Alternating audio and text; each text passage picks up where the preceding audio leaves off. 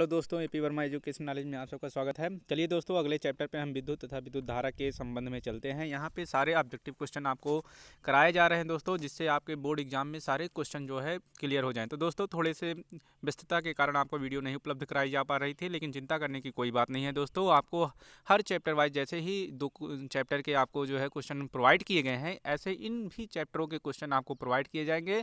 और 100% गारंटी है दोस्तों, अगर आप पूरे चैप्टर के क्वेश्चन को कर पाते हैं या देख लेते हैं तो यहीं से क्वेश्चन जो है आने वाले हैं, और इससे ज़्यादा क्वेश्चन कहीं से नहीं पूछे जाएंगे। जितने भी इंपॉर्टेंट क्वेश्चन हैं दोस्तों, हम जो है उन्हें उठा ले रहे हैं और आपके लिए बता रहे हैं, और आपको ब्रीफली जो है भी पढ़ाई जा रही है। तो दोस्तों, समय लास्ट ना करते हुए चलिए हम अपने क्वेश्चन की तरफ चलते हैं फटाफट से। तो निम्न में से कौन सा अर्धचालक है? दोस्तों, अर्धचालक नहीं है। तो इसमें से कौन सा अर्धचालक नहीं है, मतलब जो चालक का काम नहीं करते हैं? तो सिलिकॉन और जर्मेनियम ये हमारे करते हैं, और पारा हमारा अर्धचालक का काम नहीं करता। चलिए नेक्स्ट क्वेश्चन को हम देखते हैं फटाफट से। वोल्ट प्रति एम्पियर प्रदर्शित करता है, मतलब ये किसका मात्रक है? वोल्ट प्रति एम्पियर किसे प्रदर्शित करता है? ठीक है, तो एम्पियर तो नहीं हो सकता, वोल्ट भी नहीं हो सकता, क्योंकि वोल्ट प्रति एम्पियर है। ठीक है, ये ओम को प्रदर्शित करता है दोस्तों। तो ये हमारा जो है तीसरा वाला हो गया, ये जो है हमारा कौन सा ओम को प्रदर्शित करता है। चलिए नेक्स्ट क्वेश्चन को हम देखते हैं।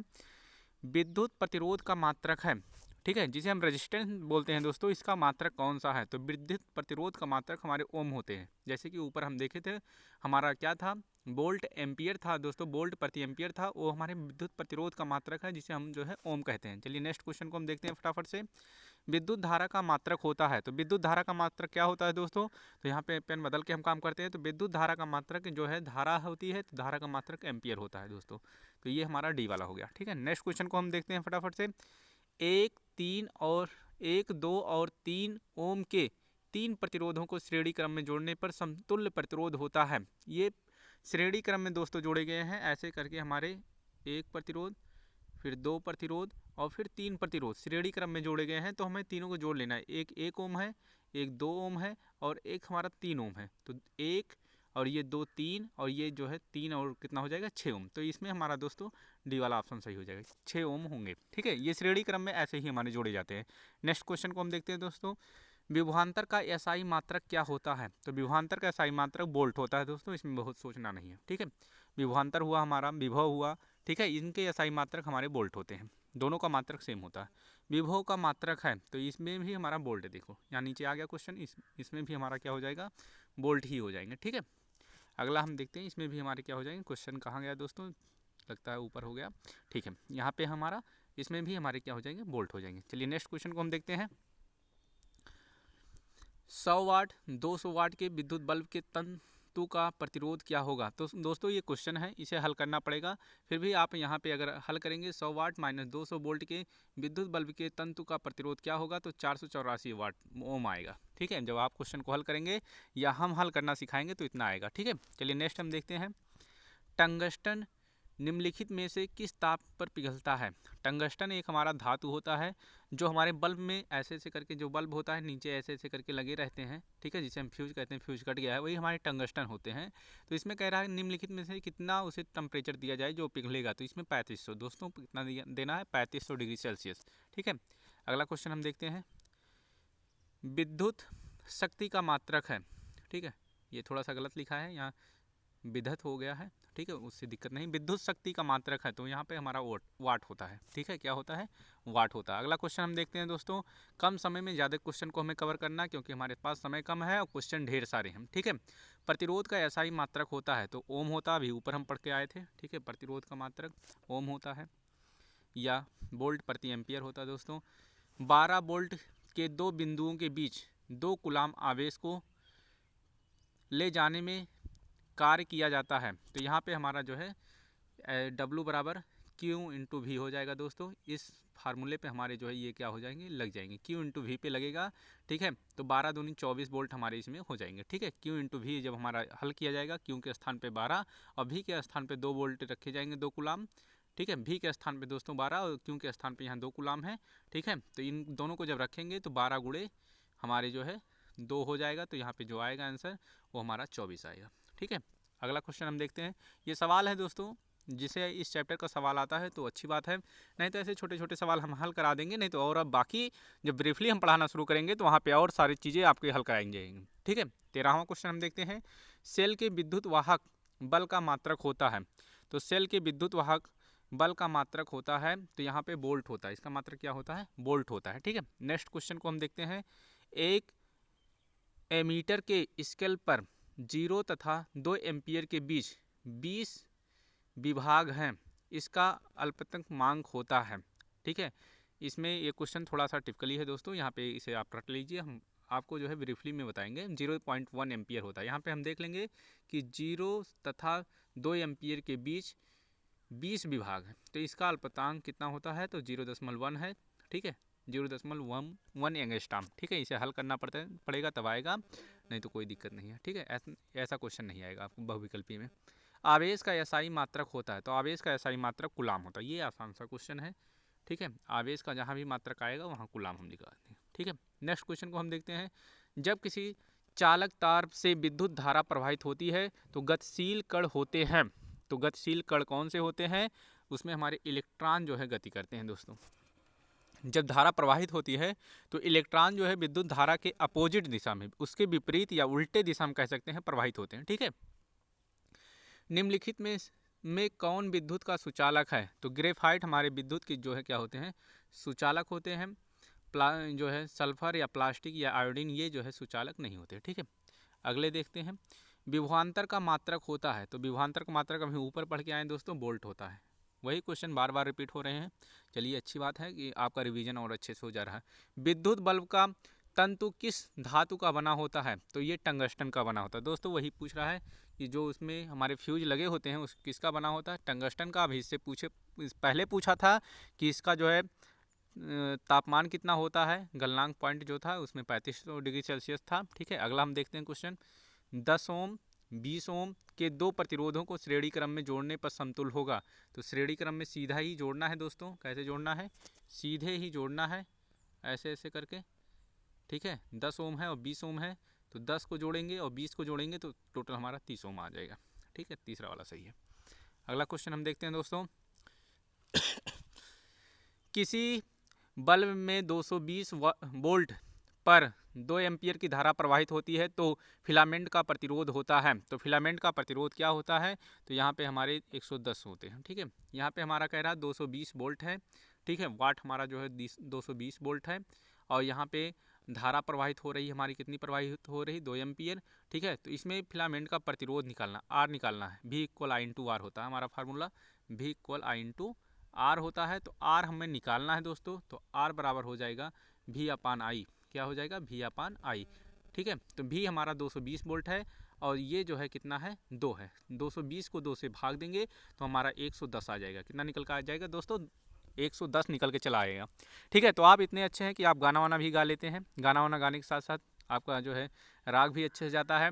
ठीक है, तो रिकॉर्ड करके हमारे पे भेजिएगा, हम आपके गाने को भी सुनेंगे, और आपके जो है नंबर के लिए हम जो है बहुत प्रोत्साहित हैं कि आपको अच्छा से अच्छा नंबर और नॉलेज के साथ मिले, आप उन अच्छे बच्चों में गिनती हों जो आप IIT और नीट को क्रैक करेंगे, और हमसे ज़रूर मिलेंगे एक बार, हम उनके लिए जो है अच्छे से मिठाई उठाई बनवा के रखेंगे। ठीक है, बैटरी से किस प्रकार से धारा प्राप्त होती है, तो बैटरी से हमारी जो होती है DC धारा प्राप्त होती है, और जो हमारे घरों में लाइट आती है वो AC होती है। DC मतलब डायरेक्ट करंट, और AC मतलब होता है अल्टरनेट करंट। ठीक है, चलिए नेक्स्ट क्वेश्चन को हम देखते हैं दोस्तों, आमीटर को विद्युत परिपथ में कैसे जोड़ा जाता है। तो आमीटर को विद्युत परिपथ में कैसे जोड़ा जाता है, तो आमीटर को श्रेणी क्रम में जोड़ा जाता है, जिस क्रम में लगे रहते हैं हमारे प्रतिरोध उसी क्रम में हम जोड़ देते हैं, तभी हमारा जो है सही माप आएगा। जैसे हम यहाँ पे आमीटर अगर लगा दिए और यहाँ पे जो भी हमारे यूज होंगे वो इसमें जो है बताया गया, जैसे घर पे मीटर लगा नहीं होता तो उसमें देखते नहीं, मीटर पहले लग जाता है, उसके बाद जो जुड़ने रहते हैं जुड़ते हैं। ठीक है, जिससे उससे अंदर से जितनी भी धारा प्रवाहित हो तो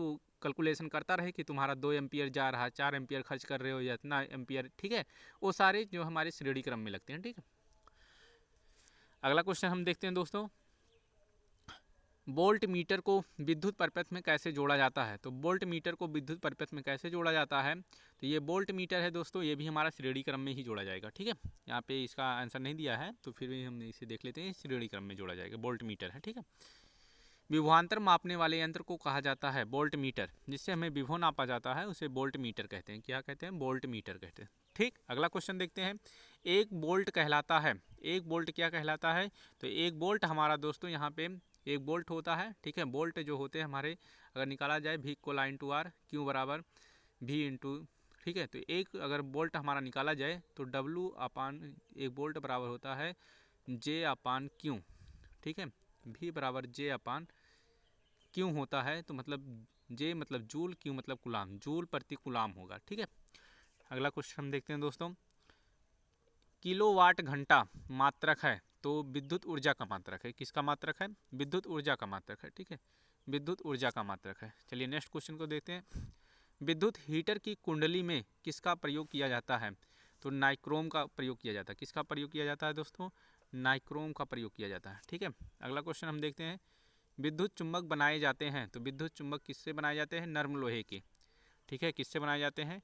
नर्म लोहे के। विद्युत चुंबक किसके बनाए जाते हैं? नर्म लोहे के बनाए जाते हैं। ठीक है, अगला देखते हैं। विद्युत धारा उत्पन्न करने की युक्ति है। विद्युत धारा जनित्र होते हैं, इसे जो है विद्युत धारा उत्पन्न करने की युक्ति है। तो जनित्र मोटर के द्वारा जो है हमारे विद्युत धारा जो है उत्पन्न किए जाते हैं। ठीक है, डायनामो लगाए जाते हैं। ठीक है, और नदियों नदियों में जहाँ पे डायनामो बनाए जाते हैं, जनित्र के द्वारा विद्युत धारा हमारी उत्पन्न की जाती है। ठीक है, अगला हम देखते हैं।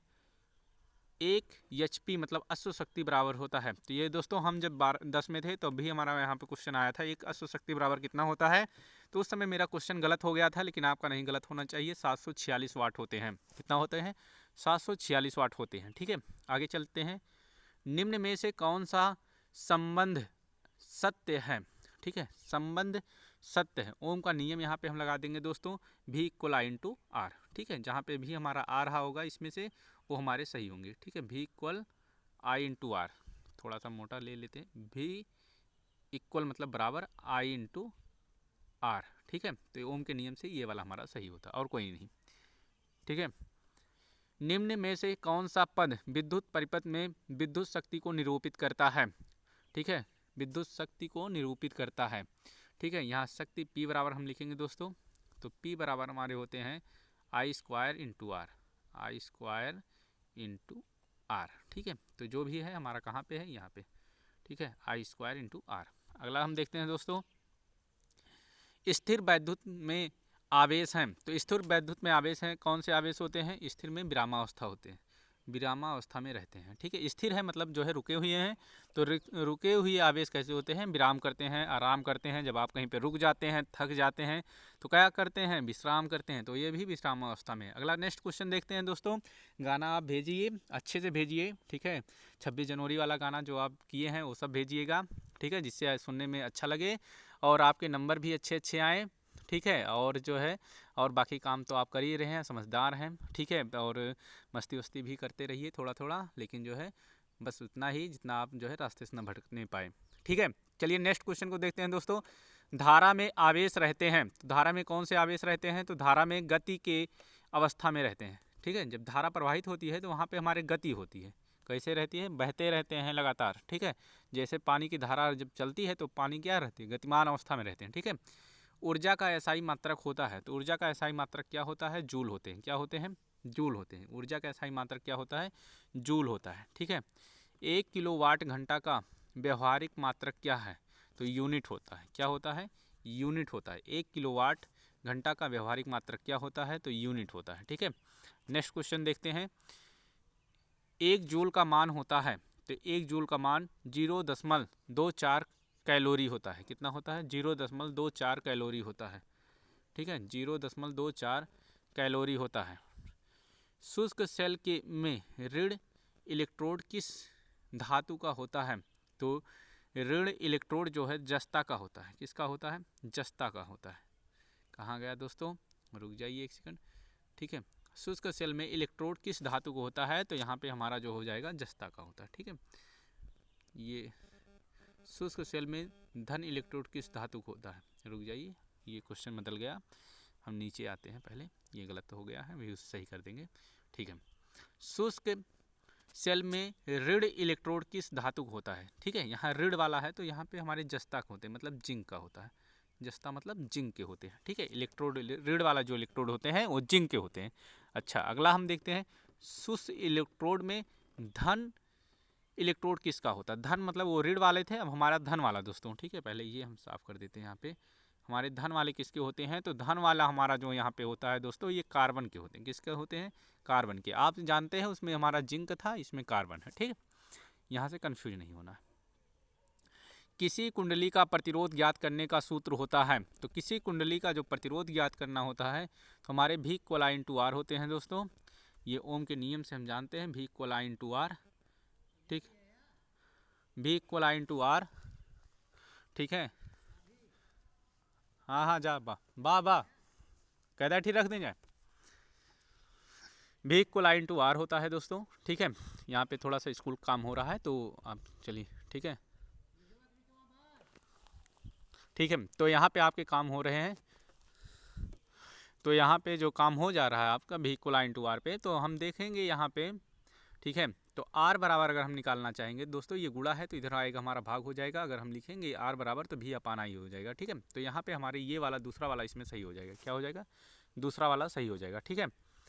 विद्युत के फ्यूज का तार बना होता है, तो विद्युत के फ्यूज का तार किसका बना होता है दोस्तों, तो विद्युत के फ्यूज का तार बना होता है हमारे तांबे और टिन दोनों का। किसका बना होता है, तांबे और टिन दोनों का बना होता है, ठीक है। अगला क्वेश्चन हम देखते हैं। लीव इलेक्ट्रोड बोल्ट बराबर होता है, ठीक है। नहीं दोस्तों, लीव नहीं पढ़ा जाएगा। 1 इलेक्ट्रॉन बोल्ट, उसे एक पढ़ना लिखना चाहिए था, यहाँ 1 सही से नहीं बन पाया है। 1 इलेक्ट्रॉन बोल्ट बराबर होता है, ठीक है। तो 1 इलेक्ट्रॉन बोल्ट बराबर होता है हमारे मतलब 1.6 × 10⁻⁻19 जूल, ठीक है। ये हमारा पहला वाला सही हो जाएगा दोस्तों, ठीक। नेक्स्ट क्वेश्चन को हम देखते हैं। आप इतने तेज हैं, इतने अच्छे हैं कि इतने क्वेश्चनों को आप सॉल्व कर लिए हैं, और अच्छी बात है आप सबके लिए कि चैनल को आपको सब्सक्राइब किए हैं और शेयर कर रहे हैं, बार बार कर रहे हैं, जिससे आपके यूपी बोर्ड के जितने भी स्टूडेंट हैं, यहाँ पे 56 से 59 लाख बच्चे जो है इस बोर्ड के हैं, जो कि हाई स्कूल और इंटर मिला के हैं दोस्तों। तो ये अच्छी बात है कि हमारा बोर्ड सबसे बड़ा बोर्ड है और इनकी पावर जो है असीमित है। ये सिर्फ थोड़ा सा जो है लापरवाही करते हैं, तो आप लापरवाही नहीं करेंगे, उन्हीं में से सबसे अच्छे होंगे। आपके यूपी बोर्ड के 75 जिलों में से आप कहीं पे भी हों, और बिहार के भी अगर हों बच्चे, तो वो भी अच्छे बच्चे हैं, जो एक से एक IAS और जो है IPS रैंक के अधिकारी इन दोनों प्रदेशों से हमारे ताबड़तोड़ आते रहते हैं। कोई दिक्कत नहीं होती है दोस्तों आपके लिए, तो हम तो है ही, साथ साथ आपको जो है इतनी अच्छी सुविधा दिया जा रहा है, जहाँ से आप क्वेश्चन को थोड़ी से ही मेहनत में जो है सारे कवर कर ले रहे हैं। इन्हीं क्वेश्चनों को कवर करने के लिए बच्चे जो है टेक्स्ट बुक और सारे जो है कोचिंग या जो है सीरीज वाइज जो है क्लास को ज्वाइन करते हैं, ठीक है, या कई सारे एप्लीकेशन से कोर्स परचेज करते हैं, पैसे देते हैं, आपको फ्री में दे रहे हैं। फ्री में देने का मतलब ये नहीं है कि आपको सच में फ्री में ही मिल रहा है, फ्री मिल रहा है, लेकिन आपको है इतना गुरु दक्षिणा में देना है जितना हम दे रहे हैं, कि उतना आप जो है रिवाइज अच्छे से करते रहेंगे, ठीक है। चलिए हम आगे बढ़ते हैं।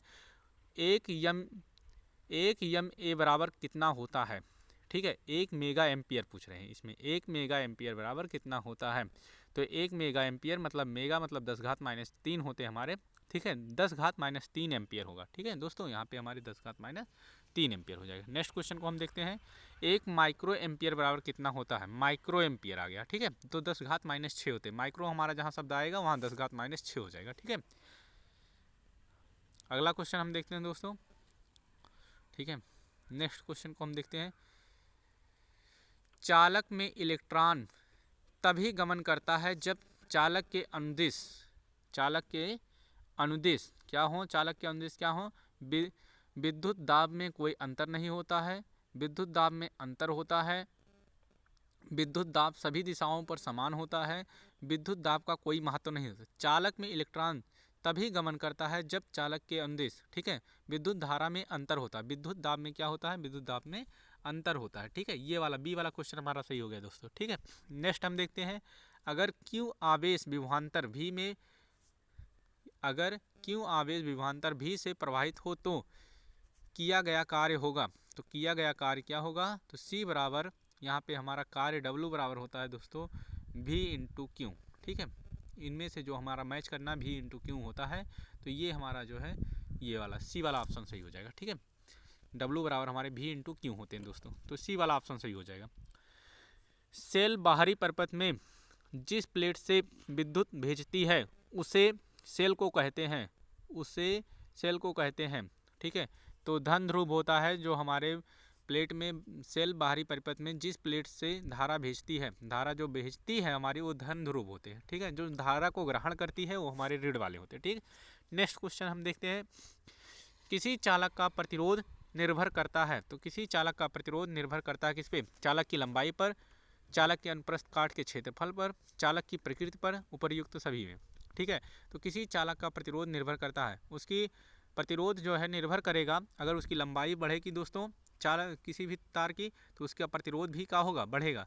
चालक के अनुप्रस्थ काट क्षेत्रफल अगर बढ़ेगा या घटेगा तो उस पर भी उसके जो है अगर हमारा बड़ा हो जाएगा तो प्रतिरोध कम होगा, छोटा हो जाएगा क्षेत्रफल एरिया उसका, मतलब उसकी मोटाई कम हो जाएगी तो उसका प्रतिरोध बढ़ जाएगा, मोटाई कम हो जाएगी तो उसका प्रतिरोध बढ़ जाएगा, अगर मोटाई ज़्यादा हो गई तो प्रतिरोध कम हो जाएगा। ठीक है, चालक की प्रकृति पर, ठीक है, चालक किस प्रकृति का है तो उपर्युक्त सभी हम मार देंगे। ठीक है, दो हमारे सही है तो लगभग जो है ये भी हमारा सही आ जाएगा।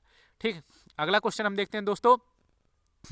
आपने जो है 50 क्वेश्चन लगभग टारगेट कर लिया है, बहुत सारे क्वेश्चन को अभी हमें पढ़ना है, 140 क्वेश्चन को हमें पढ़ना है दोस्तों, तो कोई दिक्कत नहीं है, हम लगातार वीडियो में बने हुए हैं और अच्छे हैं, अपने सारे काम को भी कर रहे हैं और साथ साथ वीडियो को भी कवर कर रहे हैं और AP Verma education knowledge family में आप जुड़े हुए हैं और जिससे आपकी जो है सारी काम अच्छे से हो जा रही है और आप मस्त हैं, अच्छे हैं, स्वस्थ हैं। ठीक है, और अच्छा नंबर जब लाएंगे तो मिठाई लेकर ज़रूर आइएगा।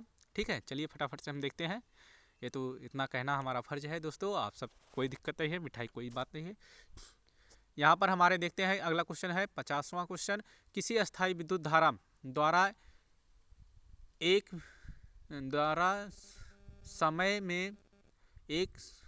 में उत्पन्न ऊष्मा की मात्रा यदि ऊष्मा यच है। ये क्वेश्चन थोड़ा सा कम समझ में आ रहा है दोस्तों, ये कहना क्या चाह रहा है। किसी अस्थायी विद्युत धारा, ठीक है, धारा आई यहाँ होना चाहिए, धारा आई द्वारा समय t में उत्पन्न ऊष्मा की मात्रा क्या होगी यदि ऊष्मा यच है। ठीक है, यहाँ हमारा ऐसे होना चाहिए था, यहाँ हमारा आई होना चाहिए था धारा और यहाँ पे हमारा टी होना चाहिए था। ठीक है, तो यहाँ एच बराबर यहाँ पे हमारा दिया गया है, इसे हम देख लेते हैं। एच बराबर हमारा दिया गया है वी आई इंटू टी। ठीक है, V I into T. Next question को हम देखते हैं। जिन पदार्थों में विद्युत मुक्त रूप से प्रवाहित हो सकती है उन्हें कहते हैं, तो उन्हें क्या कहते हैं? विद्युत चालक कहते हैं। जिसमें सबसे अच्छा हमारा विद्युत प्रवाहित होगा तो उसे हम विद्युत चालक कहते हैं। ठीक, और कुछ सोचने की जरूरत नहीं। जिन पदार्थों से विद्युत प्रवाह आसानी से नहीं होता है उसे कहते हैं, ठीक है, विद्युत रोधी। जिनमें से विद्युत धारा हमारी प्रवाहित नहीं होती है उन्हें हम विद्युत रोधी कहते हैं। ठीक है, अगला क्वेश्चन हम देखते हैं फटाफट से। विद्युत प्रवाह की दिशा मानी जाती है, विद्युत प्रवाह की दिशा मानी जाती है, तो इसमें हमारे धन टर्मिनल से निकलते हैं और ऋण टर्मिनल की ओर जाते हैं। जैसे हमारा दो इलेक्ट्रोड बना है दोस्तों, एक धन वाला हो एक माइनस वाला हो, तो विद्युत धारा हमेशा धन से जाएगा और ऋण की तरफ जाएगा। ठीक है, तो इसमें हमारा बी वाला ऑप्शन सही हो जाएगा। नेक्स्ट क्वेश्चन को देखते हैं। एकांक समय में विद्युत आवेश के परिमाण के, ठीक है, देखते हैं, थोड़ा सा टेक्निकल इशू हो जा रहा है। ठीक है, कोई दिक्कत नहीं है, कोई दिक्कत की बात नहीं है दोस्तों। ठीक है, यहाँ पे ये छोटा नहीं हो पा रहा है।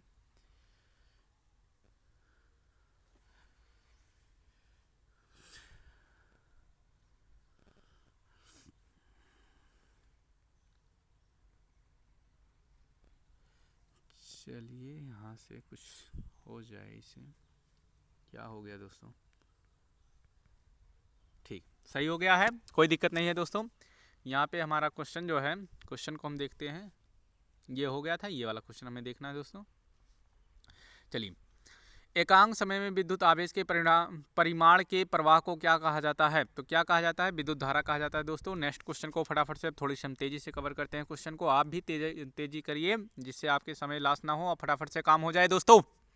तो किसी तार से विद्युत धारा प्रवाहित होती है तो तार के प्रत्येक बिंदु से कितना अपवाहित होता है? क्या अपवाहित होता है? किसी तार से विद्युत धारा प्रवाहित होती है, अगर तार से विद्युत धारा प्रवाहित हो रही है, तार के प्रत्येक बिंदु से कितना इलेक्ट्रॉन अपवाहित होता है? तो इलेक्ट्रॉन वही होता है दोस्तों 10 गुणे 10 घात 18।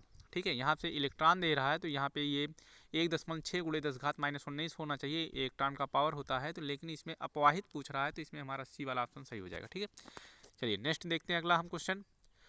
किसी विद्युत लैंप के तंतु के 0.4 एम्पियर की धारा प्रवाहित हो रही है। अगर लैंप 3 घंटे तक प्रकाश देता है तो प्रवाहित आवेश है। तो 3 घंटे तक अगर लैंप जो है प्रकाश देता है तो उसमें जो है यहाँ पे एम्पियर दिया है और हमारा जो है समय दिया गया है। ठीक है, तो क्या पूछ रहा है आवेश कितना होगा, तो Q बराबर I इंटू टी होता है दोस्तों। Q बराबर I इंटू टी होता है। I हमारा 0.4 एम्पियर दिया गया है और हमारा जो है टी कितना दिया गया है दोस्तों, तो 3 घंटे दिया गया। 3 गुणे 10 घात, हम 3 गुणे 60 कर लेंगे।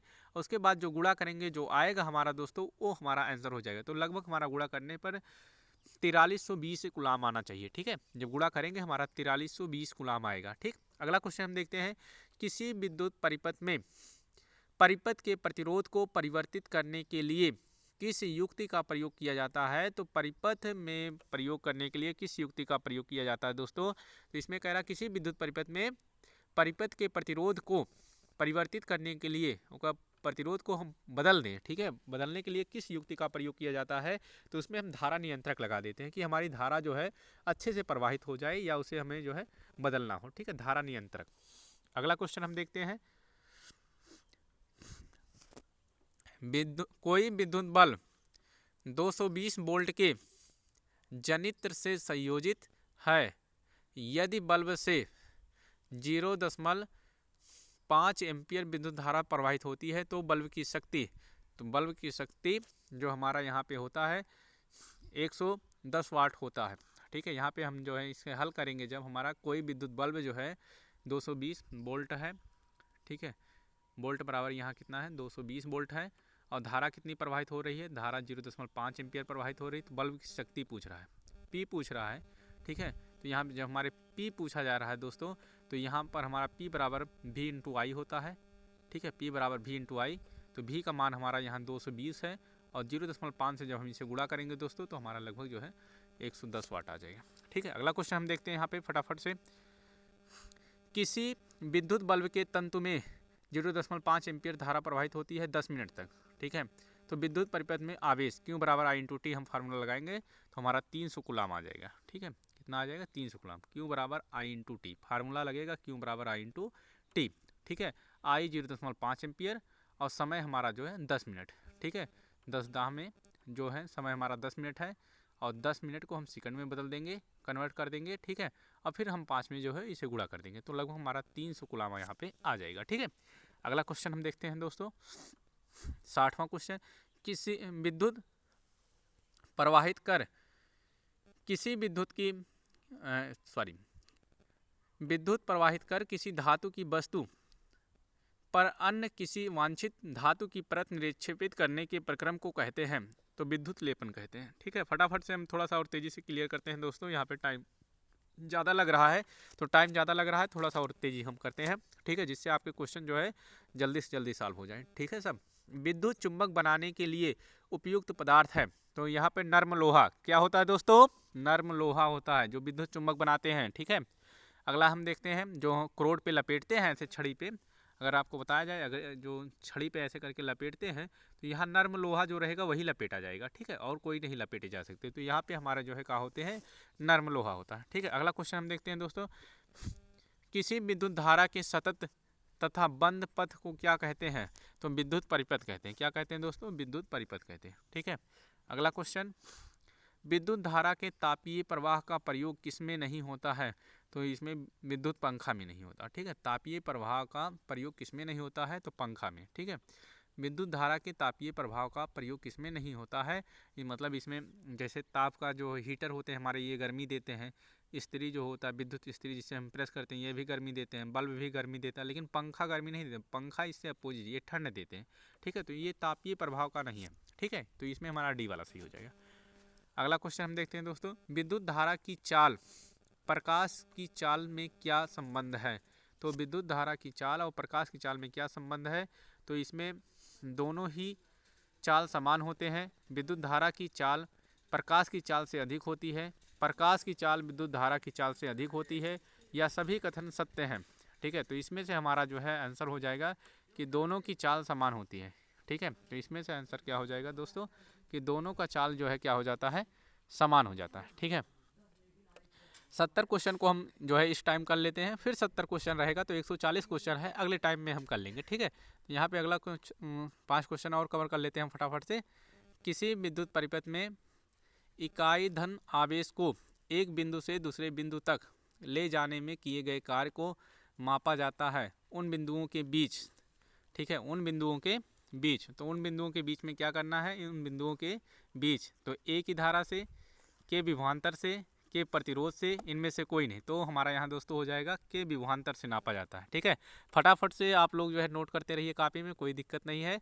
और 70 क्वेश्चन कवर करने के पश्चात जो है 70 क्वेश्चन अगले मीटिंग में कवर किया जाएगा। 140 क्वेश्चन है, इस पार्ट में सबसे ज़्यादा क्वेश्चन है। ठीक है, तो वह विद्युत धारा जो तार की प्रति मीटर लंबाई के लिए 2 × 10⁻⁷ न्यूटन बल उत्पन्न करती है, वह धारा है।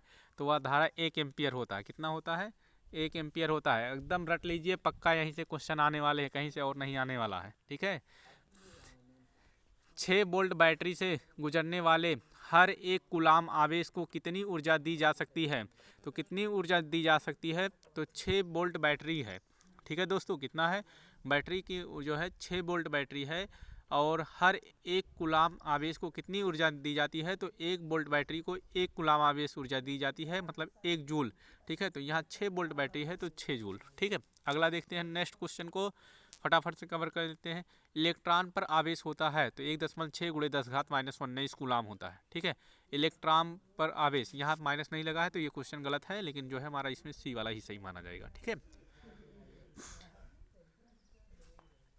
नेक्स्ट क्वेश्चन को लास्ट क्वेश्चन, और बाकी हम अगले में सॉल्व करेंगे। यहाँ से 71 से, समांतर क्रम में संयोजन 10 प्रतिरोध का जिनमें से प्रत्येक का मान 10 ओम है, समतुल प्रतिरोध होता है।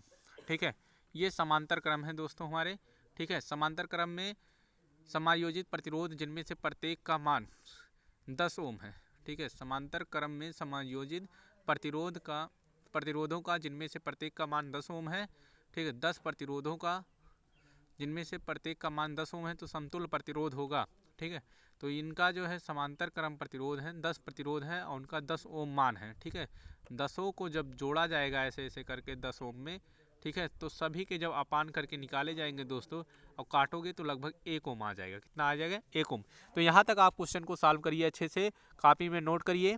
ठीक है, और चैनल को शेयर और सब्सक्राइब करना ना भूलें, जिससे आपके सारे नॉलेज और फैक्ट्स जो है क्या होते रहे, क्लियर हो जाए। ठीक है, धन्यवाद दोस्तों, आप चैनल में बने रहें।